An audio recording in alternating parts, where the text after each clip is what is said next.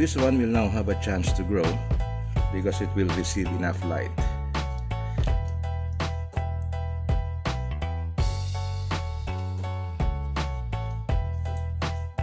So here it is.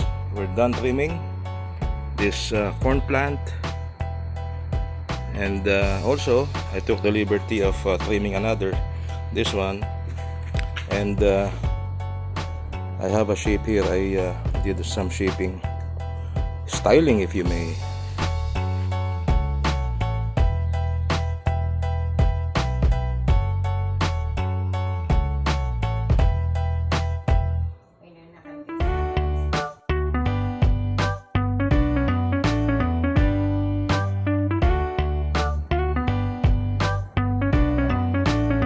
Thank you so much for watching.